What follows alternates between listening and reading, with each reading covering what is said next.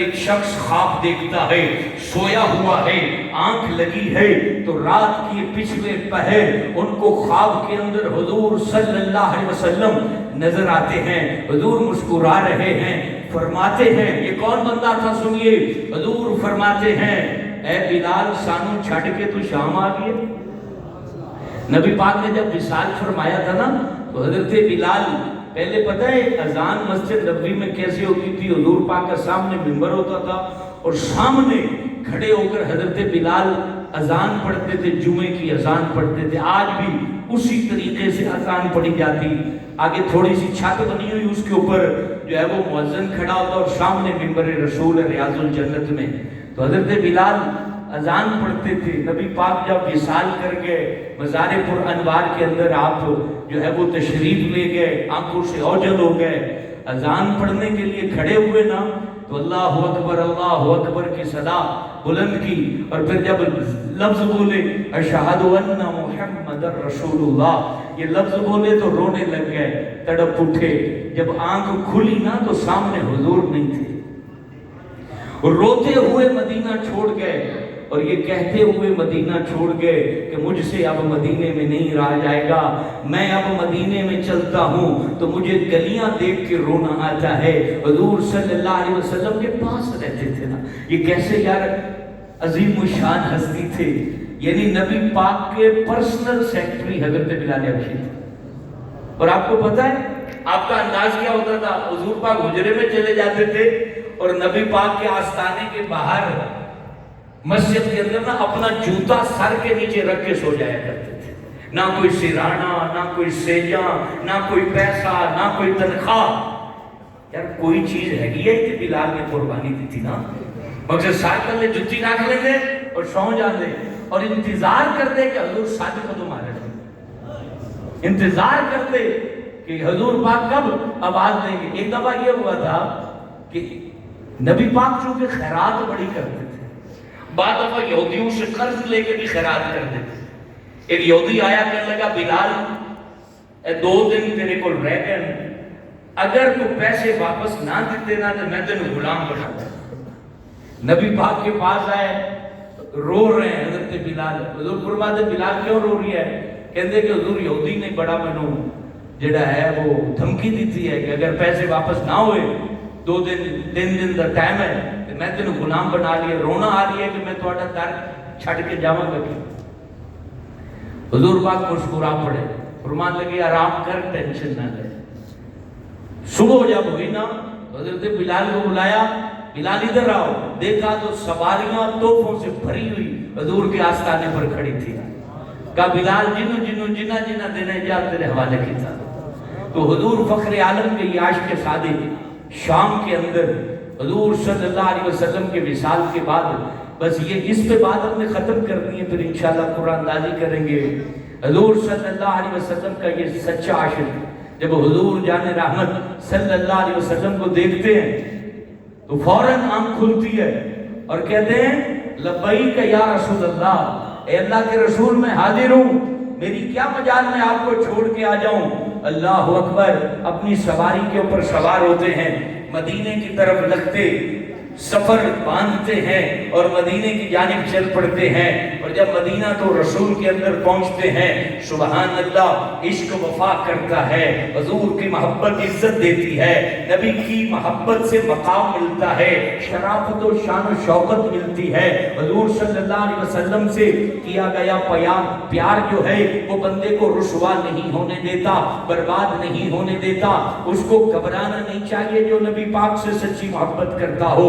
عجیب تاریخ اسلام میں یہ واقعہ ہے کہ جب وہاں سے پتہ چلتا ہے کہ حضرت بلال مدینے آ رہے ہیں، مدینہ تو رسول میں حضور صلی اللہ علیہ وسلم کا یہ عاشق جو حبشہ کا رہنے والا تھا اور جو ایک غلامی کی زندگی گزارنے والا تھا، حضور صلی اللہ علیہ وسلم کا یہ عاشق جب مدینے کی طرف پہنچتا ہے، مدینے کی سرزمین اور مدینہ تو رسول کے دروازے پر پہنچتا ہے، عجیب منظر تھا۔ استقبال کرنے والے امیر المومنین ہاتھ باندھ کے حضرت بلال حبشی کا استقبال کر رہے تھے، اور استقبال کرنے والوں میں سے کون کون تھے؟ جناب صدیق اکبر، عمر فاروق اعظم، حضرت عثمان غنی، حضرت علی المرتضی شیر خدا، حسنین کریمین، ان کا استقبال کر کے جو ہے ان کو مدینہ طیبہ میں لے جایا جاتا ہے۔ اب جب حضرت بلال حبشی مدینہ پاک میں پہنچتے ہیں، غور سے عشق کی یہ بات سنتے جائیے گا، مدینہ طیبہ میں مسجد نبوی کی طرف حضرت بلال کی سواری چلتی ہے تو سارے طرف شور مچ جاتا ہے، اے لوگو تمہیں مبارک ہو، نبی کا مؤذن مدینے میں تشریف لا چکا ہے، حضور کا مؤذن مدینے میں آ چکا ہے۔ اب یہ مدینے میں شور مچ جاتا ہے، گلی کوچوں کے اندر لوگ جمع ہو جاتے ہیں، تمام بچے بوڑھے جوان، ایک ہی صدا ہے، اے مؤذن رسول، اے خوش نصیب بلال حبشی، آپ سے گزارش کرتے ہیں کہ ہمیں وہ ایک بار اذان سنا دو جو تم نے نانا حضور کو سنائی تھی، حضرت محمد عربی کو سنائی تھی۔ سب کی سفارشیں، اور حضرت بلال ہاتھ باندھ کے عرض کرتے ہیں میں حاضری دینے آیا ہوں، میں اذان نہیں پڑھ سکتا۔ یہ عشق تھا، یہ سچی محبت تھی، یہ رگوں میں موجود عشق بول رہا تھا۔ تو سب نے مشورہ کیا کہ حضرت بلال کس کی بات مانیں گے؟ اللہ اکبر، اللہ اکبر۔ وہ انہوں نے منقبت پڑھی نا کہ حسین ورگا کوئی نہیں ہے، تو اس وقت سبھی کے مشورے سے طے پایا کہ صرف دو ہستیاں ہیں جو بلال سے بات منوا سکتی ہیں، وہ حضرت امام حسن اور حسین ہیں۔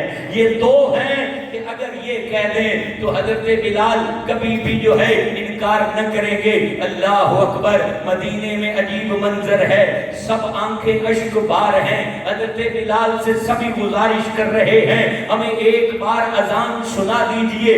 تو اتنے میں امام حسن حسین ننھے ننھے قدموں کے ساتھ مسجد نبوی میں حاضر ہوتے ہیں، اور وہاں حضرت بلال کا ہاتھ ایک بھائی تھامتا ہے، دوسرا بھائی دوسرا ہاتھ تھامتا ہے، اور ننھی آواز سے وہ خوبصورت لبوں سے جن لبوں کو حضور چوما کرتے تھے وہ ایک آواز دیتے ہیں، چاچا جان ہمیں اپنے نانا کی اذان سنا دیجئے، ہم آپ سے گزارش کرتے ہیں ہمارے نانا کو جو اذان سناتے تھے وہ اذان سنا دیجئے۔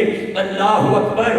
یہ محبت کاش اپنے عروج کو پہنچے، کاش ہماری رگیں جو ہے نا اس محبت کو محسوس کرنے والی بن جائیں، ہمارے دل اس محبت کو محسوس کرنے والے بن جائیں، ہماری جوانیاں اس محبت کو محسوس کرنے والی بن جائیں۔ حضرت بلال حبشی نے جب امام حسن حسین کو دیکھا نیچے گھٹنوں کے بل بیٹھ گئے، گھٹنوں کے بل بیٹھنے کے بعد امام حسن حسین کو اپنے سینے سے لگایا، کہا کہ شہزادو تمہاری بات کون ٹال سکتا ہے، تم میرے پیارے نبی کے شہزادے ہو، تمہاری بات کون ٹال سکتا ہے۔ اللہ اکبر۔ آپ اس چبارے پر کھڑے ہوئے جہاں کھڑے ہو کے اذان پڑھتے تھے، جب آپ نے صدا لی اللہ اکبر اللہ اکبر، یہ آواز حضرت بلال کی گونجی، مکے کی گلیوں میں گونجی، اللہ اکبر۔ عورتیں بھی اپنے مکانوں کی چھتوں پر چڑھ گئیں اور اپنے چھوٹے چھوٹے بچوں کو مائیں سینے سے لگا کے رو کے کہتی ہیں، بچے ماں سے پوچھتے ہیں ماں بتا بلال آ گئے ہیں، نبی کب آئیں گے، حضور کی زیارت کب ہوگی، حضور جانے رحمت کی زیارت کب ہوگی۔ اللہ اکبر۔ حضرت بلال حبشی رضی اللہ تعالیٰ عنہ کی یہ صدا ہے، لوگ در و دیوار کو لپٹ لپٹ کر رو رہے ہیں، یاد مصطفیٰ نے آنکھوں کو نم کر دیا ہے، رخسار بھیگ چکے ہیں، اور حضرت بلال حبشی جو ہے وہ پھر اللہ اکبر کی صدا دیتے ہیں، اور پھر جب اشہد ان لا الہ الا اللہ اشہد ان لا الہ الا اللہ یہ پڑھ رہے ہیں، آنکھیں بند ہیں، اللہ کا ذکر کرتے کرتے جیسے ہی لڑکھڑاتی زبان سے ادا ہوتا ہے اشہد ان محمد رسول اللہ، یہ جب الفاظ بولتے ہیں ہلکے سے آنکھ کھولتے ہیں، منبر رسول کی طرف آنکھ جاتی ہے تو فوراً تڑپ اٹھتے ہیں، روتے روتے ہچکیاں بن جاتی ہیں، لفظ بولنے کی سخت نہیں بچتی. حضرت بلال حبشی زمین کے اوپر بے ہوش ہو کر مسجد نبوی کے اندر گر جاتے ہیں. کئی گھنٹے بے ہوش رہتے ہیں. جب ہوش آتی ہے مزار پر انوار پر جاتے ہیں, حضور کی قبر پر جاتے ہیں, حضور کی قبر سے لپٹ جاتے ہیں, سینہ نبی کی قبر پر رکھ دیتے ہیں اور عرض کرتے ہیں آقا آپ کو دیکھے بغیر میں مدینے نہیں رہ سکتا, آپ کو دیکھے بغیر میں مدینے نہیں رہ سکتا. تو مدینے سے پھر روانہ ہو جاتے ہیں. یہ بلال حبشی تھے, ان کا عشق سچا تھا, ان کے عشق میں لطائف تھے, برکات تھی. میرے نوجوانوں حقیقت کو پہچانو. حقیقت خدا کی قسم صرف اللہ اور اس کے رسول کی ذات ہے. اس کے علاوہ یہ سب دھوکہ ہے, اس کے علاوہ یہ سب ہماری آنکھوں کے آگے پھرتے ہیں, اس کے علاوہ کچھ بھی نہیں ہے. یہ کائنات اس کو خود بنانے والے نے کہا ہے کہ یہ تمہارے لیے دھوکہ ہے. اس کے دھوکے میں نہ پڑنا. اپنے آپ کو یار 100% نہیں تو کچھ فیصد تو دے دو. عشق رسول بازار مصطفیٰ میں اپنے آپ کو پیش کر دو, اپنی ذات کو صاف کر دو.